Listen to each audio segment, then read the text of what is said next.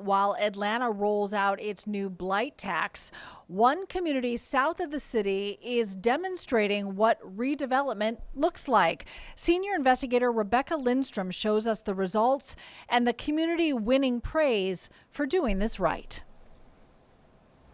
Blight. Say the word and just about everybody knows what you mean.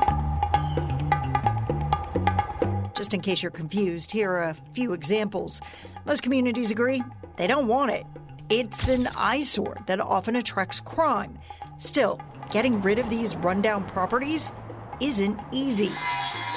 It used to be an abandoned lot, and now we've got actually work. You can hear it going on here. Macon Bib Mayor Lester Miller gave us a tour of 5 houses under construction in the southern part of the county. Now I look at the house that's behind me.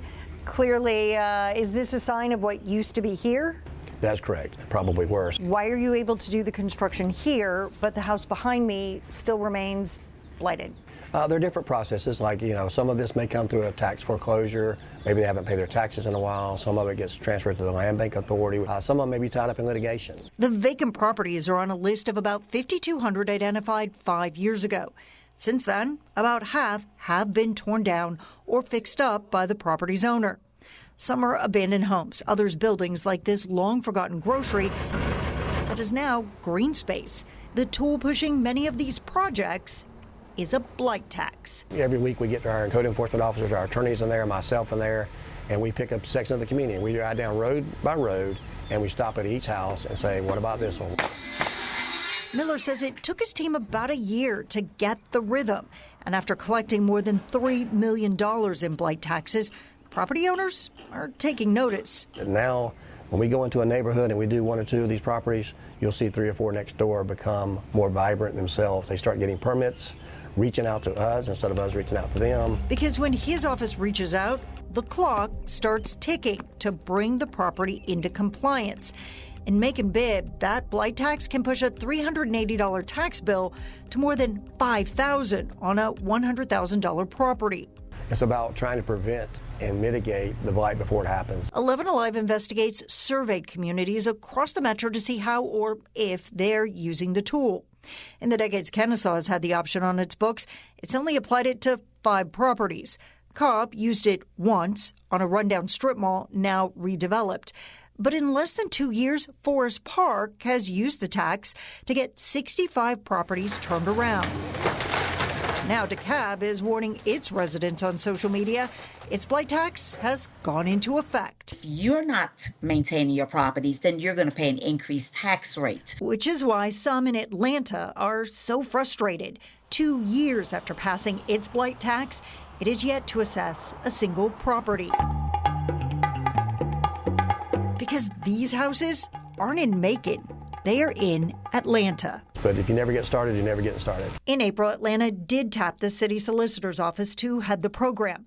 But 2 months later, when the city council passed a resolution asking it to tax a long-stalled high-rise project, a spokesperson said they still weren't ready to start the clock.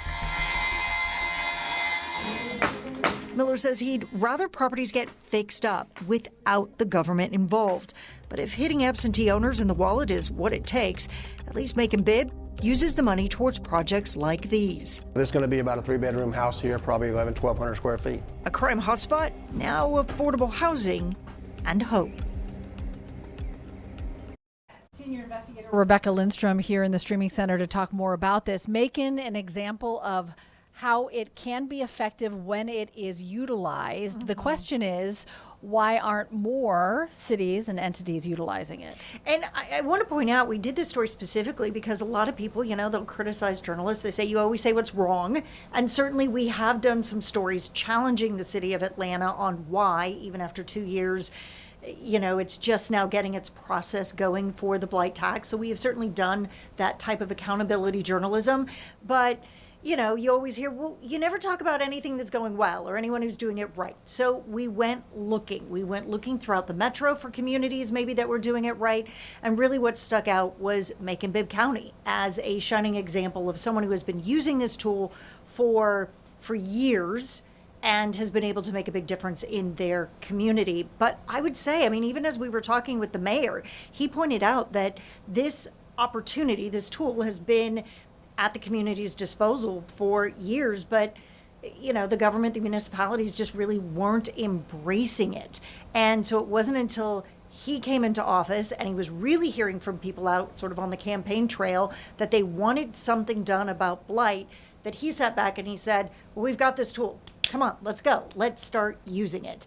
And so it's sort of to your point, having the tool is one thing, but really putting it into practice is another. It's really taking that first step, and perhaps Macon Bibb County's Forest Park, another example you pointed out in your story of saying once it was used and it was realized how effective it can be, then you see the momentum that creates. And yet there are other municipalities like Kennesaw or even Cobb County that have used it. They know that the tool is there, but they haven't used it to the same extent. And when I asked why, they just kind of said, well, it works more sitting on our books as a deterrent to blight.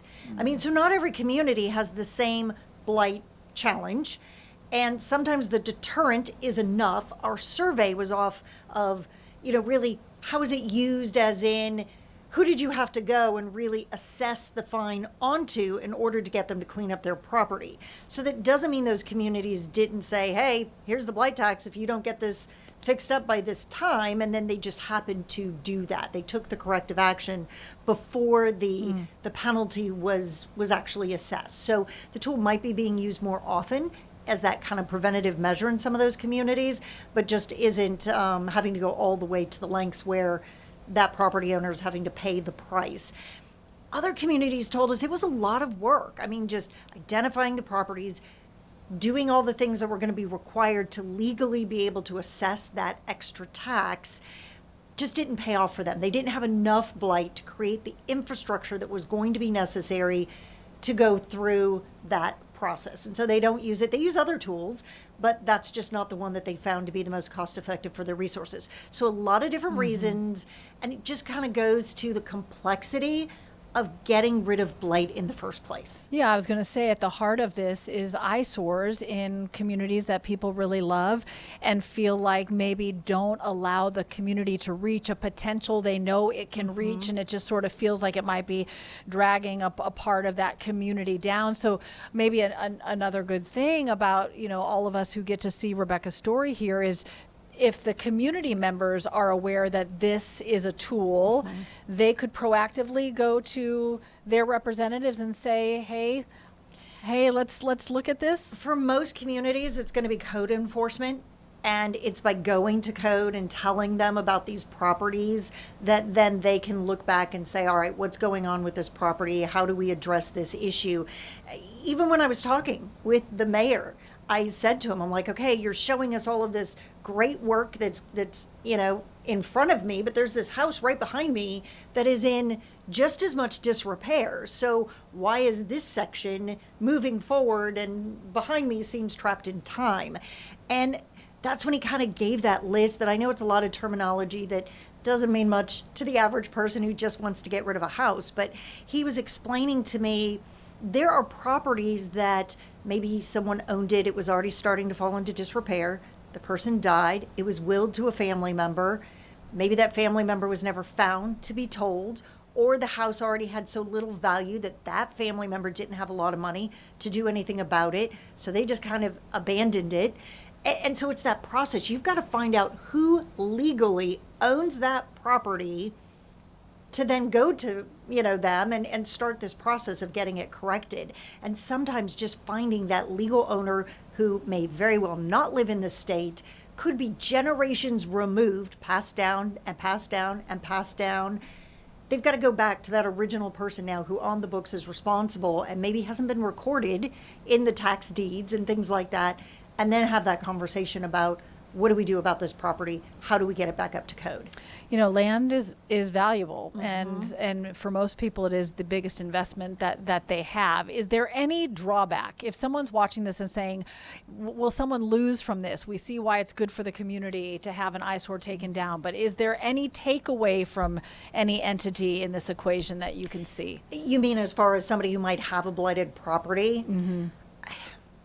I would say no, because you're only increasing the value of your property by fixing it up Taking care of the by problem. taking care of the problem. And I think the issue we get to with some of these is it is an investment property, but it's not like I live in it and it's my investment property. It's someone in Washington or California, their investment problem. So they're not living with the eyesore. They're not living with the crime that might be occurring in and around that property because it's been allowed to be vacant for so long. But even for that investor, I mean, that's what Macon Bibb was really experiencing, is when they went in and they started kind of using this stick to get a property or two into compliance, other investors around them or homeowners around them said, oh, the change is happening. It's finally coming. We've been waiting for there to be a financial incentive for us to do something about this blight so that we can make more money, so that we can recoup on our investment. It's happening. So we're not going to wait for the stick. We're going to go ahead and start fixing it up because we now believe that this area is going to generate income, is going to be a place that people want to start living in again. So it's that chicken and egg. Yeah. You need something to start the process.